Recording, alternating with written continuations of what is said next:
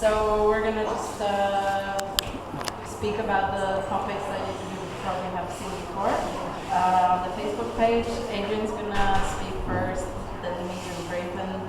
And if you guys have questions, we'll be happy to answer your questions afterwards, after each presentation. And really, we encourage you to speak yourself, because it's not nerd night, you have more time than just 20 seconds. And you know, this is such a nice space, and it's so cozy, and Gary makes it so great. And he even made a drink that Adrian suggested that he will learn more about just in a minute. So think about it. Thanks for coming and thanks for listening. So here's Adrian. Okay.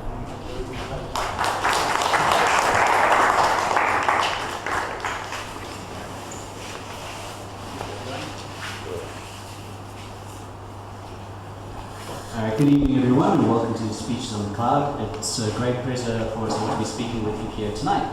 My name is Adrian Beer, and although some of you might know me as the ayahuasca guy, I actually have my own business here in Phnom Penh called Primal Living, and my actual work is in personal development. Now, a big part of why I do what I do is because I spend so long learning and doing the wrong things that I don't really want anyone to have to go through what I went through to get where I am now. 6 years ago, I was basically unrecognizable as the man I am today. I weighed 125 kilograms, and at my heaviest, I weighed 132 kilograms. As you can imagine, life was a bit of a pain in the ass. Finding clothes was always a problem. My self-esteem was in the toilet. And, well, in more ways than one, I was kind of trapped inside myself. Carrying around all this extra weight also contributed to me being put out of commission for days at a time, often with a damaged lower back. Now, getting fit and healthy, just like getting unhealthy and unfit, doesn't happen overnight. But the road to looking like a fat bastard with some powers isn't always a matter of eating shitloads of takeout, sweets, and desserts. In my case, it came down to eating the wrong things in the wrong quantities at the wrong times. By conventional wisdom, my diet wasn't that bad. In my mind, I put it down to a lack of activity. Conventional wisdom. You'll hear me use that term a lot tonight, and I promise I'll explain what I mean by saying a little bit later on. First of all, I'd like to talk about some of my failures and what I learned by fucking up so many times. My first attempt at getting fit and losing weight actually came in the form of running. I just returned from the UK, and much to my surprise, I dropped 4 jean sizes, but the why of how that happened would only dawn on me a couple of years later. At the time, I was working with my best friend, and we got the great idea that it would be good to do early morning or early evening runs. But running around carrying plus minus 118 kilograms basically just gave me shin splints. So while I won't discourage anyone from taking up some form of movement, just be careful. I also got into my head a little bit later on to join a local gym, which I think I went to a total of 5 times. You see, when you're overweight, it's actually very easy to make excuses, and it's not necessarily your fault. Getting going to the gym can be daunting and confusing, especially when you don't have a proper program to follow or guidelines to go by. One of the biggest fuck-ups of a program I ever followed was something that was developed by one of the editors of Men's Health. It was called the ABS diet. It had a wonderful acronym, which for the life of me I can't remember what each letter stands for now, but by conventional wisdom it was great. Almonds, beans and pulses, spinach, protein powder, oats, whole grains, and lots of other shit. And it had a home workout program and recipes, and it made me balloon up to 132 kilograms. So along comes Chinese New Year 2010. At the time, I'm living in Taiwan, so my Chinese New Year resolution was to get fit. So I paid for my expensive gym membership and a trainer to start training on March 10th. My strategy this time was mostly steamed chicken or tilapia or salmon and steamed vegetables. And when I wasn't eating at home, I calorie counted. And I trained with my trainer 3 times a week. And it worked. I'm not going to lie, it did work. However, it took almost 3 years of doing this to lose 19 kilograms. But I'm not here tonight to tell you how to take 3 years to lose 19 kilograms. I'm here to tell you how I lost 16 kilos in just 3 months. When I lived in the UK, I had met two amazing women, one by the name of Kate and another by the name of Catherine, and they both turned their health and fitness around in amazing ways. I believe it was through Kate that I came across something called the paleo diet. This has been the single most important health hack of my life. So in January 2013, I decided to devour book after book about the concept, out of which I would seriously recommend The Primal Blueprint by Mark Sisson and The Paleo Diet Solution by Rob Wolf. By following the principles in this book, and by doing no more exercise than 1 hour of walking every day, I lost almost as much weight in 3 months as I did in 3 years. So let's take a look at those things that made me fail by focusing on what Mark Sisson calls conventional wisdom. Number 1, eat plenty of grains. Wheat, rice, bread, pasta. They will be your main source of energy, and you should get in 6 to 11 servings a day. Number 2, saturated animal fat is bad. It will make you fat and increases risk of heart disease.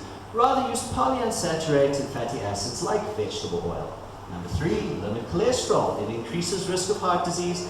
Take certain drugs to control it and eliminate animal foods, especially eggs. Number 4, eggs are bad.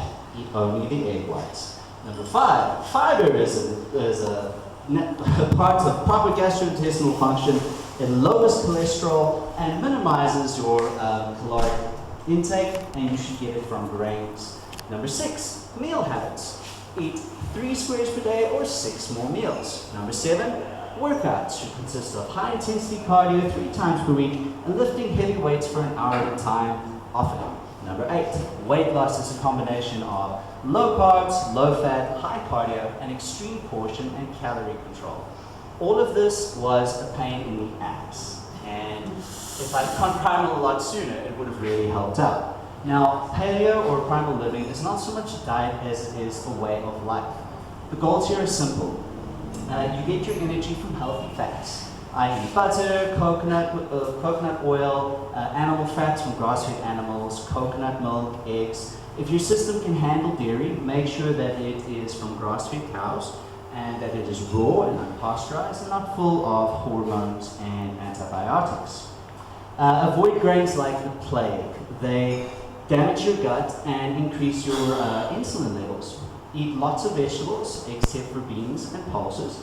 And cholesterol is an essential metabolic nutrient. So eat those eggs and the yolks. Eat that meat. Depending on your needs, the amount of meat that you'll need will vary.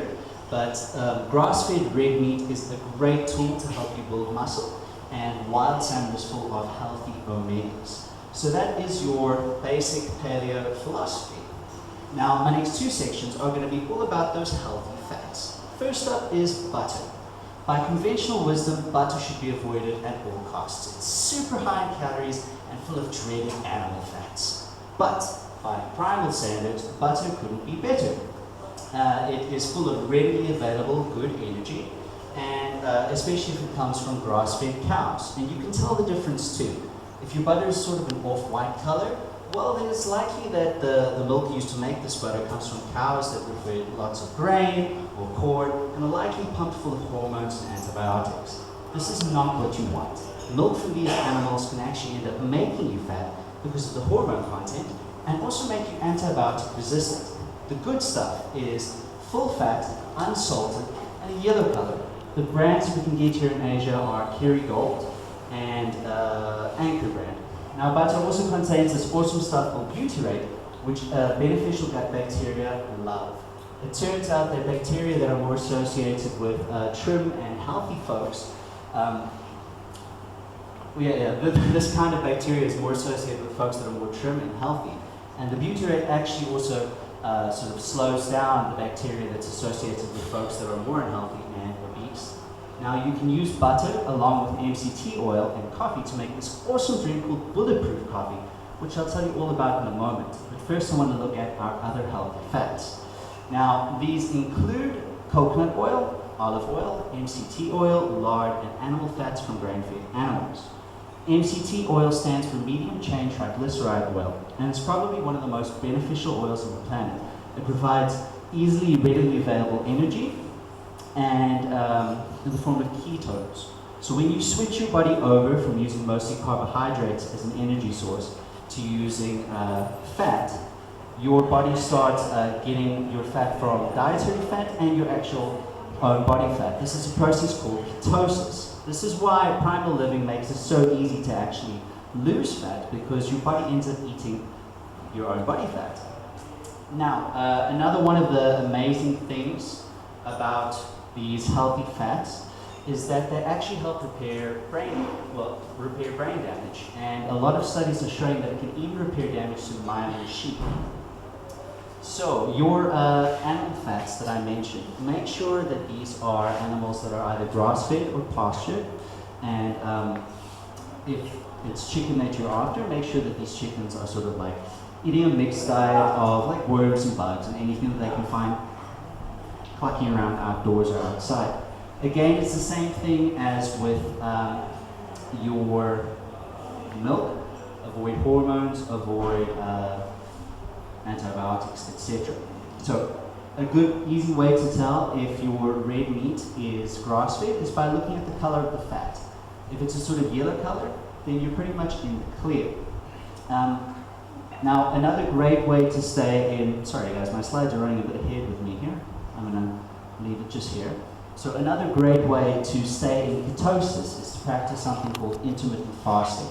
This is not eating for between 15 to 17 hours of every day. Your first meal you'll have around noon or 1 p.m.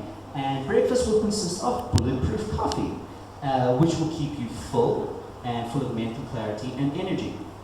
Now, to make bulletproof coffee that's legit bulletproof coffee, you need obviously black coffee, 2 tablespoons of butter, and 1 tablespoon of MCT oil. If you're like me and can't afford the MCT oil, you can use coconut oil. I would recommend starting out with less oil than 1 tablespoon, just because your body can take a little bit of time getting used to it. And if in the beginning you might actually need to run to the toilet really quickly after having it in the first place. So blend all that up and then put your second cup in the thermos for use later. You'll have your first meal at around noon or 1 p.m. and your next meal at around 6 p.m. Yes. So, foods that we should be avoiding. First we'll look at grains, especially whole grains. Think wheat, millet, brown rice, black rice, purple rice, those kinds of things. Grains are simple carbohydrates that break down quickly into sugars. This spikes your blood sugar and your insulin levels. Now, when you have high insulin levels, it forces your body to focus on converting blood glucose into extra energy and storing the rest as fat. Grains also contain anti-nutrients like lectins, which damage your intestines and your gut bacteria, phytates, which our body can't digest and bind to minerals which we need. And lastly, gluten, which in some folks causes an allergic reaction, which leads to things like bloating, stomach pain, diarrhea.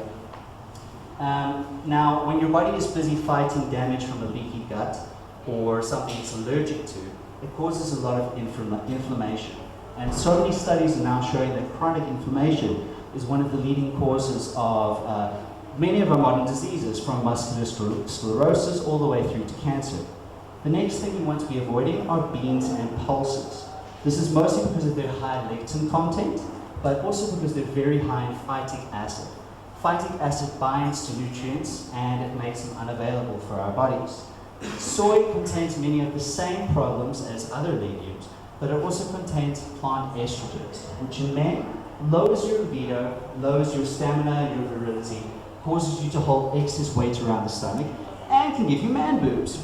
In women, it actually can affect your period and affect your fertility rate, and it also contributes to people being more susceptible to breast cancer. In children, affecting their hormones can lead to many avoidable issues like excess weight gain, starting their period too early, acne problems, etc. So let's break this down here into a few easy to remember things. One of your goals in more primal living is to reduce your stress and reduce your inflammation. And you also want to reduce your access to sort of like more unnecessary hormones, unnecessary chemicals, that type of thing. Your goal is also not to starve yourself, right? And not to sort of kill yourself in the gym. Your meals should consist of some of the meats that are mentioned, and also lots of vegetables and lots of your healthy fat. Depending on your goals, men need about 1.2 grams of protein per pound of body weight, and women need about 0.8 grams of protein per pound of body weight. Exercise should be done in the style of a high intensity interval style program, or if you have specific goals, you can do something else. It's not a good idea to go for a run every day for hours at a time. Rather break up your cardio into bouts of walking that last about 1 hour, but you can break it up into smaller sections. And lastly, you need to go for a weekly sprint. So what you want to do here is to start at one point, run at full steam until you feel your energy start to dip. Rest for 30 seconds, and then do it again. And repeat for about 10 minutes. Alright, and in your free time, what you want to do is really enjoy yourself. Take up activities that are enjoyable and involve movement, like dancing, or kickboxing, or football, or something along those lines. If you're going to use electronics, try cut it out after 8 p.m. at night. Or if you are going to be using your laptop or your phone, try and install the apps called Flux and Twilight. They place a red filter on your screens, which actually keep out a lot of the harmful blue light, which keeps your brain way too active. When you're going to sleep, try and make your room as dark as possible. This leads to a much more beneficial sleep pattern, and you'll feel a lot more refreshed when you wake up. And lastly, if you don't want to do this alone, this is actually a lot of my work, so please get a business card for me and I'm happy to help you out. And one of the great things about this style of life is that there are so many resources available on the internet. Some of my favorite websites are paleoelite.com and thebulletproofexec.com. I also want to mention that some of the awesome infographics that you would have seen tonight come from Mark Sassan's website, the primalblueprint.com, and Dave Asprey's website, the bulletproofexec.com. And one more thing. We live in Cambodia, guys, so everything that we would need to be 100% of this shit is either not available or very difficult to find. So relax and do your best, all right? If you aim at about 100% and hit 80%, that's kind of what you want here. All right, guys, just a big thank you to Cloud, and yeah, I'm happy to take any questions.